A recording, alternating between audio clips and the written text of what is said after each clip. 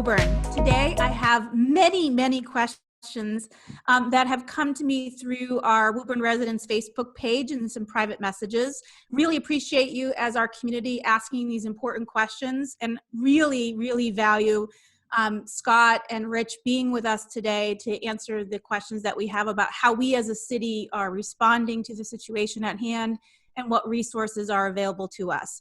So I am going to paraphrase some of these questions, both for length and clarity, and also there were some cases where multiple people asked a similar question. So for those of you who have submitted questions, I will do my best to represent them, but please know I have simplified a couple of them for the purposes of our conversation here today. Thank you, Scott and Rich, for being with me today. Thanks. It's good to be here, and thanks for what you do to inform the people. You guys at Woburn Public Media do a great job. All of you, thanks. Yeah, the team has been so great about transforming to a new medium using Zoom and things to do this. And I really appreciate the questions that came in from our community. I think you'll see some really good things and a lot of interest in helping each other out as a community.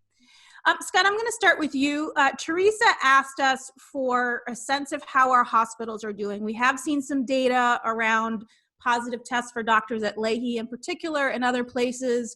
Are you getting any updates on how well equipped they are in terms of personal protective gear or in terms of their capacity to handle the cases that are coming to them? Well, right now, the Woburn, the ambulance responds primarily to both Winchester and Leahy. Mm-hmm. Chief Advocate's got a very good relationship with both on the floors where we need to drop the the patients off and whatnot. So that's about where we are with them. They've with their personal the PPE they have, they're well equipped to get it. I'm not aware of shortages. I'm really concentrating right now on the police and the fire, making sure that they have their PPE, and we're doing well with the equipment we need for our firemen, for our EMTs, and for our policemen. So we're really confident right now about the protection that our first responders have. Excellent. Well, that is wonderful to hear, and I think we're really grateful for that. Because you mentioned the fire department and the police department, let's talk for a moment on that. Susan was asking if we are doing any proactive testing for those who are on the front line to both protect them as well as protect the people that they're serving. Is that in place today, or is that something that would be indicated at a later time? Well, they're standard operating procedures. They have both police and fire have their own thorough procedures in place. As we started this process, it was really important for the fire and the police during the dispatch to take the questions through persons calling to find out what the symptoms were. The fire department in particular, I think you'll find this with most fire departments across the state, have now treated every call as if it was a COVID-19 call. They're prepared to go in with their full PPE on. So they have the SOP to protect our frontline guys. And right now, thank God, none of them have contracted COVID. They're healthy. They're under great stress. They're on the front line, but they're professionals and they're doing a great job. And the leadership from the fire department is fantastic. When we go over to the police department, Chief Rufo, he's been very good. He's got his guys that when they have a different response, the EMS is the first responders. Mm-hmm. If the police get there first, which they generally do because the sector cars are in different parts of the city, if the police gets there, they stage. They don't go in unless it's an absolute emergency. They'll wait for the fire to come and they make the entrance. Police is the backup. All police departments, they do have a bag with them of PPE, which they will enter. They have the N95s and they have their gloves. So they're prepared to go in, but the order is fire first, police second, unless it's an emergency. But again, they're both doing great. And the one message I want to have, I don't want to be too long-winded, but we always say that remember, the ambulance is for an emergency. If you need the ambulance, please call. But remember, it is for emergencies, particularly in this time. That if you don't need to be going to the hospital, first of all, you don't want to go, right? And particularly, we don't want to overburden our ambulance system. But again, by all means, if you do have an emergency, call. We just need you to sometimes if it's a wellness call, there may be other ways to handle that than calling the ambulance. Thank you for that. It's a good, important information. Beth asked us a follow-up question somewhat related to this around what the data is in terms of the city right now in terms of calls. Are we seeing an increase and decrease in overall 911 calls on domestic violence concerns, overall crime rates, anything that's noticeable? Great question. Really great question. That's what we look for with the EMS, is to see where the call's going. And right now, we're ready to go. We've got both ambulance staffed. During certain hours on the weekends, we've expanded that. But we're seeing actually right now, there's a decrease in calls, and that might be for a couple reasons. Maybe because people don't want to go to the hospital. They're realizing that if it's not an emergency, they're better off whatever they have staying at home. So we are seeing a slight decrease in the ambulance. As everybody's heard, the next 2 weeks, everybody's bracing for an uptick. So we're ready for that. But right now we have seen a leveling off and maybe a slight downtick in the ambulance. With regard to the police, there's more domestic issues that come up during this time because people are home and there's different situations and different dynamics of the family. So we are seeing a few more calls in that respect with the police. Okay. Thank you for sharing that with us, and a good reminder for all of us to help each other out and help our neighbors out. And I know there's an organization for not related to anything that has to do with violence or emergency care, but for those who might be living on their own. SERV has done a nice job of setting up some phone pal systems for people who might need to be just checked up on verbally and made sure that they're, sort of doing okay on a day-to-day basis. Rich, I've had a lot of questions that come around unemployment, and I won't ask you to give a full debrief on unemployment. But if you could set some expectations for people who are trying to email or call the office, how long is it taking to get back to people at this point?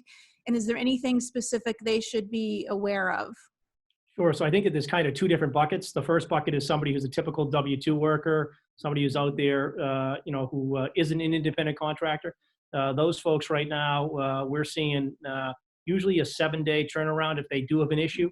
Now, a lot of folks have been processed, to be fair, in a pretty timely manner. And they've ramped up the call center at DUA from, I think it was around 50 people when COVID started, up to nearly 550 today. Wow. So there's a giant increased number of folks in the call centers to make sure that they're able to get back to people. But so originally I would say that right now we're looking at about a 7-day window for folks who are W-2 workers. Independent workers are kind of in a different bucket because we're still waiting for the directive from the feds. We anticipate that by the end of the week. That came out of the care package, which passed a week ago Friday, that allowed independent contractors to actually collect. Up until then, if you were an independent contractor, essentially you were self-insured. Now you can actually apply as an independent contractor for unemployment once we get the specifics from the feds. So that's kind of where we're going with that. But I would say do not apply if you're an independent contractor right now. Wait, follow my Facebook page or check with DUA. There's clear directions on mass.gov. Wait until we get the directive from the feds on that part. But that's coming soon. I know it's, for a lot of folks, it's an uneasy time. One of the biggest concerns we get from folks, I think, is that because many folks, maybe haven't been on unemployment before, right? And this is the one time in their lives where they're really concerned about being able to provide for their family, pay the mortgage, pay rent, put food on the table, et cetera. I will just remind folks that the way unemployment works is that it will be back pay from the time in which you became unemployed moving forward. So if you're not being, if DUA isn't being responsive yet, don't fret. The payments will be retroactive to the date of the day you became unemployed. So that's just an important distinction to make. Thank you. And I think a lot of the questions I've had seen people asking is for some of those independent contractors who weren't sure how to answer questions, and now we understand why. So thank you for letting us know about that. We'll certainly update the community as those timings become. You've been great about communicating through the Facebook group, and the websites and everything are continuing to be updated. Let's talk a little bit about money, Scott. We've gotten lots of questions from people about water bills and property taxes, and we have communicated to those folks that the due dates have not been pushed at this point. However, there are some people who are having trouble paying, and there's been a lot of questions that have come in. Can I make a partial payment? Is there anybody I can talk to about a payment plan? How should folks who have not perhaps gotten set up on unemployment yet or struggling in other ways address upcoming water and sewer and property tax were the two questions that arose. Well, let me just start by thanking Rep. Haggerty and the the State House, the Senate, of course, the governor for putting together a package that's going to allow us at the local level, because we couldn't do it without their allowing us to do this. But I'll let Rich talk more about it too. But the provision in that bill that you're talking about would allow the city to push back the due date from May 1st to June 1st. And then, anybody who was having a difficult time making, whether it be an excise tax, personal property, water and sewer, and of course the big one, the real estate tax bill. As long as they make their payment by June 30th, the bill would allow the municipality to waive any interest, any demands or late fees. And we're looking at that now, and just looking at the impact, but in looking at the total bill and what we need to do to comply with it. So we're looking at it very favorably. And again, I want to thank Rep. Haggerty for the long hours that they put in, pouring over these bills. And also, both Rich and I can talk a little bit about how some of these things are going to affect our cash flow, because of course we're putting off payment on some of our taxes and we still have our obligations to do. So it's going to be, one of the things that we talk about, and Rich was with me for quite a while when he was on the city council, the importance of building up our bond rating and building up our reserves, because now we do have the cash flow. This is, when everybody talks about a rainy day, this is the rainy day that you envision. We have never had a rainy day, and this is the time that the work that Rich and I have done, shoring up the city's finances, have put us in a position where we can do this and take a little bit of a hit with our cash flow. But, we're looking at it, and it is important for our residents who are struggling, who've lost their jobs. We understand that. So we're looking very favorably at that bill. We're just going over some of the finer details to make sure we're in compliance with what we need to do. But thanks again, Rich, and thanks for your work there. Yeah, thank you so much for that. That legislation is so important. Megan has submitted a question sort of related to this, which is, without doubt, the school system has been closed for an extended time, and the school's doing some incredible things to help with distance learning, but we are going to have some gaps in learning. We'll have lost many weeks at best case scenario. At worst case scenario, it might extend even further than May 4th. Will we need to, or will we be able to increase funding in any of our school programming to address this gap when we are ready to go back to schools? Well, again, that's probably, you can talk on my end and Rich can talk on his end about the historic, education bill. But, we're looking at our budget now, and we're going to have some issues with our, the tax payments, the taxes that we receive, the local revenues that we receive. So there's going to be a little bit of a reckoning when we start doing our budget and what we can actually do. So people do have to, it's just like it's hitting people's pocketbooks at home, it's hitting ours on the city level. So people have to bear with us, adjust their expectations, because we have a big picture and we have a government to run, and that includes schools, public safety, general services down here at City Hall. So we are really going to be crunched, and there are a lot of things that we are going to have to do going to the next budget. There's a lot of sacrifices we're all going to have to make, and people really have to adjust their expectations, because next year is not going to be easy budget-wise, and neither is the year after that. But I'm confident that we will get through it, and we'll do the best we can to maintain the services that we have now. But it's a great question, but people really do have to adjust their expectations on all levels going forward. Okay. Let's talk about MCAS, Rich. I know that there's legislation in place today that talks about, should it pass, and you can give us a quick update in a second about where we are in that process, that allows the Department of Education to modify or waive MCAS requirements for this year. I think there's been a lot of questions that have come in various forms asking why it didn't just go ahead and waive it, and where are we at? So I'll give you a chance to answer that. So I think we're trying to take a little bit of a step-by-step approach here on this, as everybody's aware. And I want to thank the mayor for his leadership, because, he's a classic example of somebody who every day is making a lot of decisions, as we are in the legislature, and you're trying to make sure you do this in a careful way. You don't want to just do these, take steps willy-nilly. want to make sure that you're deliberate, but that you're also thoughtful in how you're dealing with a variety of issues that are coming before us. MCAS is certainly one of those ones. As we all know, the schools are closed until May 4th. There is some time here before having to make permanent decisions, of course. We did recently give authority to the commissioner and required him to either waive or modify MCAS requirements for high school students. And also in grades 3 through 8, basically said that those, if in fact MCAS tests were given, that they would not actually impact anybody. Essentially, it was more for informational purposes, I think was the term we used, which is right now, I think, the right step to take. That's not to say that we're not going to go farther in the coming days and weeks, but I think we're trying to take a little bit of a step-by-step approach with this to do it more carefully, as opposed to simply, weighting everything. Another component to the bill on Friday also gave seniors who may have found themselves in a little bit of a tight spot. As we know, at times, somebody might have been in the senior slide or something like that, may have gotten themselves in a bit of academic trouble, gave some more flexibility to school districts to make sure that they have some tools on their end to allow that student to make up perhaps some of that so they can get out on time, so they can graduate with their class. So another positive step.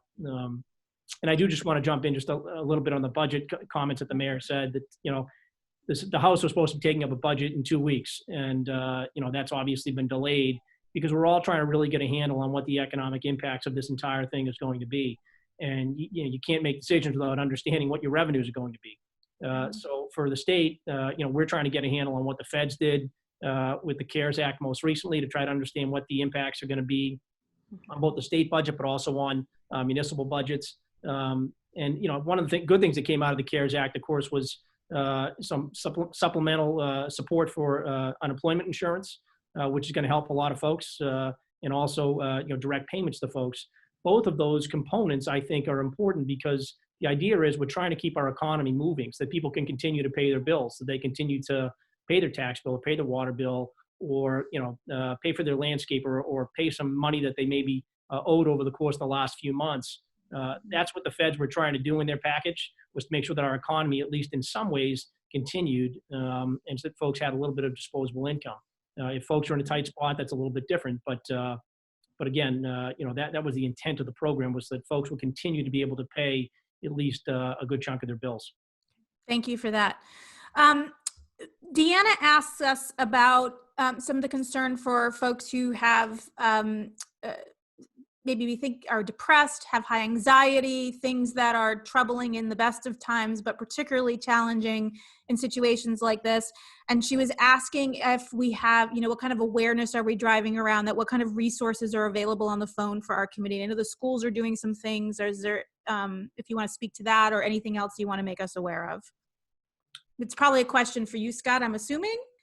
Yeah, I think at this point, and we say this, that the schools have the resources for the children. They continue to have that for families who are, the families that are struggling and have issues that are prevalent during the best of times. So now they're still, on them. The teachers are still working. They're on a daily basis checking in with what they need to do. So that's one avenue that's covered. On the city side, it's the police are continuing to make the wellness checks. Always making wellness checks, and if there's a referral they need to make, they're making it.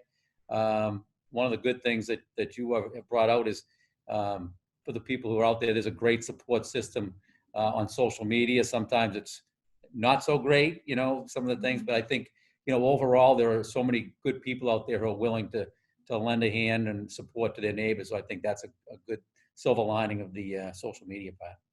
Yeah, and for those who are listening or know someone who has, if you need help, ask. And if you're not sure who to ask, we will all find you some resource and help. I think one thing that I've been very proud of is anytime I've seen anybody raise their hand or ask, and if you want to do that privately, ask privately. If you want to do it publicly, ask publicly. But people are willing to jump in and aid. There's some great organizations like Serve and others, many others that are helping us out. So for those who might be struggling, please be aware of that.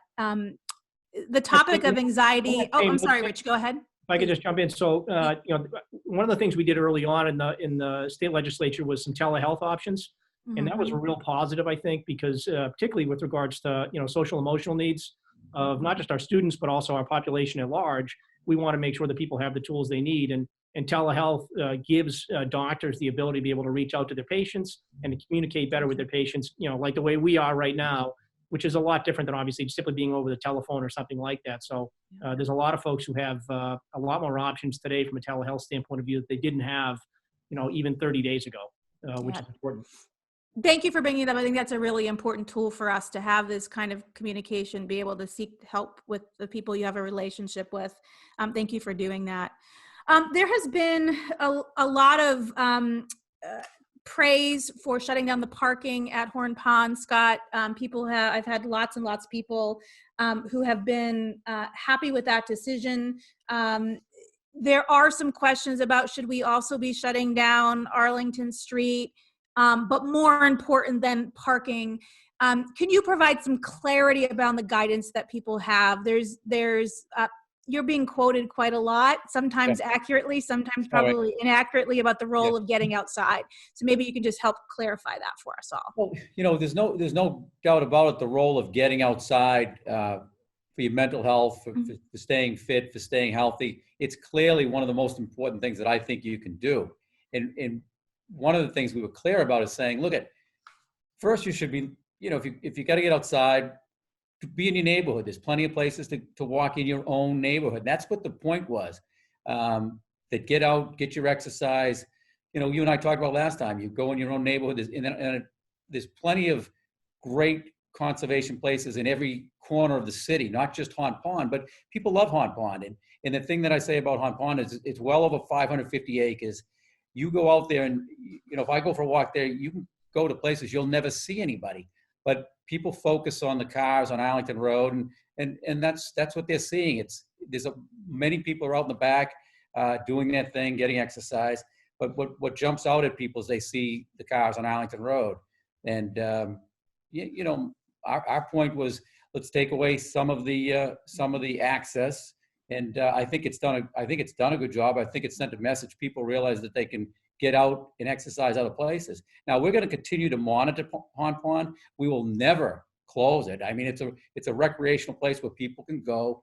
And as I said, there's so much land back there that we're not going to close it. And even the CDC doesn't recommend doing things like that. The state's not closing their parks. They are closing some of the parking access to it, at the beaches and whatnot. On my way home today, I drove past, I was in Boston, I drove down past the Fellsway. There's hundreds of cars parked in their parking lots.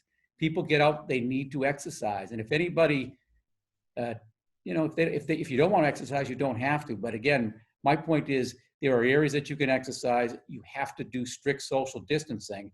And I get it that area on Arlington Road, we'll continue to watch it. And if we think it's a problem, we will take the step and take the parking away there. Thank you. And if I, not to put words in your mouth, so correct me if I'm wrong, I think what the point of this all is, if you can walk in your neighborhood, walk in your neighborhood. We want to, outside space is good, but if we want to make sure that if you're going to be in an outside space, we're being careful and we're encouraging people to do that. If you do choose to use the pond or any of the other land options that we have around, pay attention to who's around you, choose not to go in areas that are crowded, and use our good judgment. And the other thing is too, right, correct, but it's, the word is transitory. Don't hang around. I mean, do your exercise and go home. That's what it's there for. Don't be sitting, there's no need to be sitting on the bench unless you get tired, of course, but really get down, wherever you're exercising, get out, do it and go back home. That's, that's what the stay at home is. Stay at home. It's not, it's you stay at home unless it's not go somewhere else and chat, right? It's do your exercise, get your fresh air, which is important, and go home. Okay, thank you.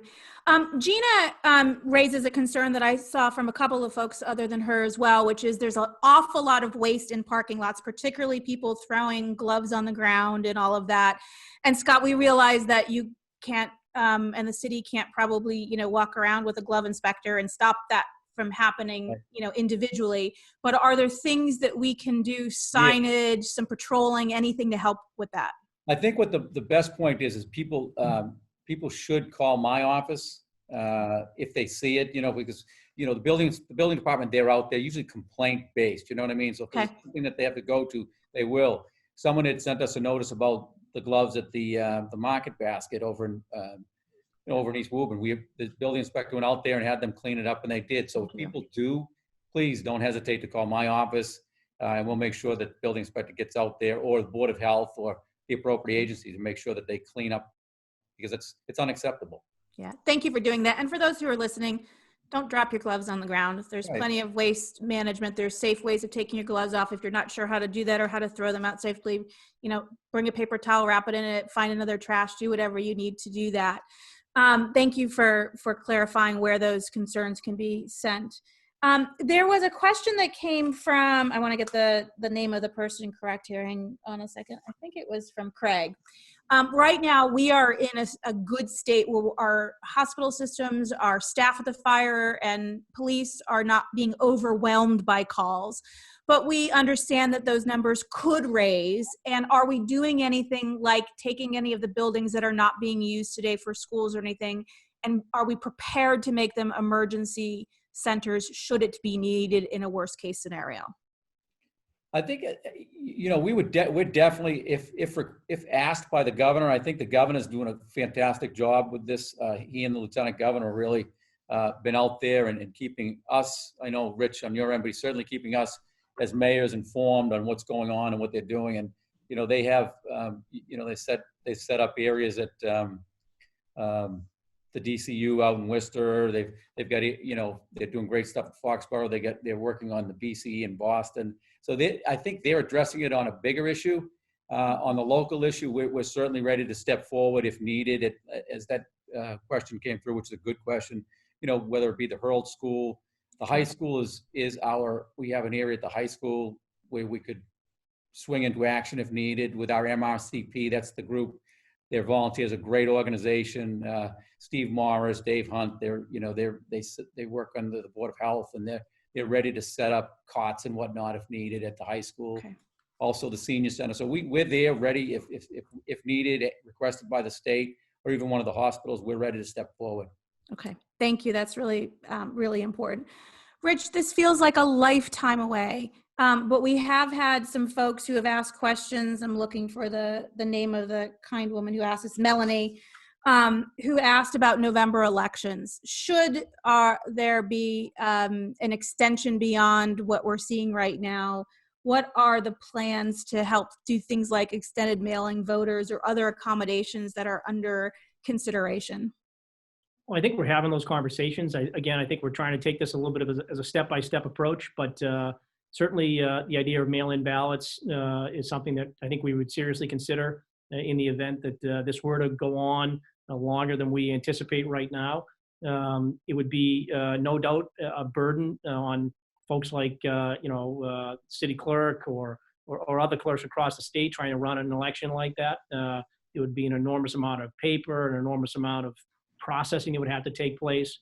So you're trying to think about different ways to do it, whether it's a mail-in system like I just discussed, or whether or not perhaps there's options to allow better social distancing at polling locations, which is something we're talking about to actually have a system in place where you sit down and you say, all right, well, booths for voting used to be, 3 feet wide and right next to each other. Well, now maybe they're going to be 6 feet wide and they're going to be 6 feet apart from one another. So there's some creative ways I think we could handle that. This year, of course, is a presidential election year. Therefore, you're talking about, a giant number of folks getting out and voting. So we want to make sure every single person's vote is counted. We want to make sure every single person who would like to vote can vote. And we're going to take it as a step-by-step, approach here. Thank you. This is a question, it might actually be for both of you, but I'll let Scott start to answer. This is a kind of a combination question from Artie and Alan. They both asked similar things, which is with some items being difficult to get, like masks for personal protection and shopping, not for healthcare workers in this particular context, or household products like toilet paper and paper towels and wipes. Is there any discussion about centralizing distribution of that for the community members at this time? Well, we're looking, I'll just take the one part, with the masks. I think a lot of people, and you see it, there's so many groups on the Facebook that are taking the initiative on making masks. So I think that issue has been really addressed with people who don't show they all seem to be able to make these masks, but we're checking our inventory to make sure that the people who don't have the means or don't have the social network to get them, we're looking at our inventory to see what we can do as far as getting some more masks for the residents. As far as the food service, Rich, I don't know. I think that's I think the intent right now is, from a food service standpoint of view and whatnot, to keep things, the way they are. And I think there's been a lot of encouragement. I know that the mayor worked with Market Basket locally to put in safeguards to make sure that we're limiting the number of people in grocery stores. So there are a lot of different things that we can do that help us to be able to, still allow, somewhat of a capitalistic economy to operate, while also having safeguards for the folks who are trying to utilize that. Again, be it Market Basket or other places, So I think that there's some creative ways, again, that we can provide that distance between folks and let them still do their shopping. Okay. And Teresa asked, in terms of some of these hard to find items, there has been some lifting of prices in some places. And she's asking where suspected price gouging complaints should be lodged. I think, Rich, that's probably a state. Yeah, I think the Attorney General's office is leading an effort on that to make sure that they're, if they get a complaint, they're chasing it down, making sure that they're going after folks hard. During these times, it's obviously totally unacceptable to see anybody doing that type of behavior from a business practice standpoint of view, and they'll be held to the fullest extent of the law if in fact a business owner is gouging members of the general public. Okay, thank you for that. Last, kind of question Emery asked, and I think this is again a question for both of you. Rich, I'll have you start, which is we see a lot of support for individuals, which is so valuable and so important. We are going to see a hit from businesses as well. There's a lot of businesses that have either had to close or have had a significant reduction in support. And in addition to any unemployment, what are some of the other ways that we can support those businesses to be able to come back when this is over? Yeah, so I guess a couple of things. So just recently we passed a bill for restaurants to allow restaurants to be able to sell beer and wine when it's unopened. So it's a helpful tool for businesses. So if you want to eat out some night and you're able to go down to Tremonte downtown, you can actually buy not just your bolognese but also an unopened bottle of wine, which gives a business owner a little bit of opportunity to make a few dollars. So that was one good step in the right direction. We also, for all restaurants, delayed the meals tax collections through mid-June, which will hopefully help them a little bit with their cash flow. And then beyond that, certainly help. I'm here to help them navigate the federal system that the CARES Act put in place with regards to the Paycheck Protection Program. That's a great program out there right now. I've talked to a lot of people who have been able to utilize that and get their applications in. The federal program allows small businesses to basically put together their payroll number, their healthcare number, their rent number, as well as their utility number.